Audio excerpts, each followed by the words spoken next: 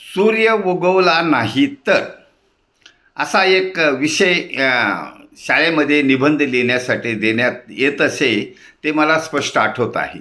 त्याची आठवण याच्यासाठी झाली की वहाडणे कोपरगाव यांनी एक लेख पाठवला आणि एक कविता केलेली आहे.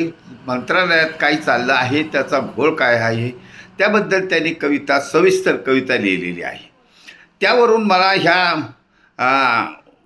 आत्ताच्या याला विषय सापडला आहे की सरकारच नसेल तर काय होईल, सरकार नसेल तर काय होईल हा एक प्रश्न निर्माण झाला आहे. त्यामुळे मिलिटरी सोडून जे कोणते खाते चालू असतील त्याचा कारभार कसा चालतो हे या सरकारमधील कसा चालवला जातो हे सर्व समाजाला माहीत आहे. परंतु त्यावर विलाज नाही. प्रशासन काय करतं, फक्त पेपरमध्ये मात्र बातम्या खूप झळकतात. हा अन्याय झाला, तो अन्याय झाला, तो घोटाळा झाला, हा घोटाळा झाला.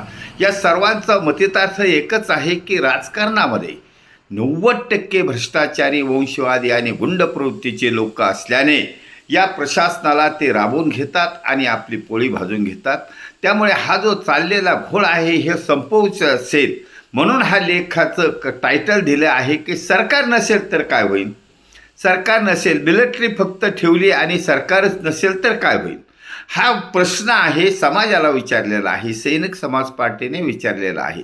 त्यामुळे सैनिक समाज पार्टीने याच्यावरच उत्तर दिलेलं आहे, समाजाला जागृतीसाठी उत्तर दिलेलं आहे की राजकारणात घुसलेले 90% भ्रष्टाचारी, वंशवादी आणि गुंड प्रवृत्तीच्या लोकांना राजकारणातून हद्दपार केलं तर, आणि ते केल्यानंतर छत्रपती शिवाजी महाराजांच्या रयतेच्या राज्याची पुनरावृत्ती करून सैनिक समाज पार्टीचं खास सरकार सत्तेवर बसवल्यास चा डाव यशस्वी करून, गनिमी कावा यशस्वी करून ह्या राजकारणातील स्वच्छता अभियान यशस्वी करण्यासाठी सैनिक समाज पार्टीने आम समाजातील नागरिकांची मदत मागितलेली आहे.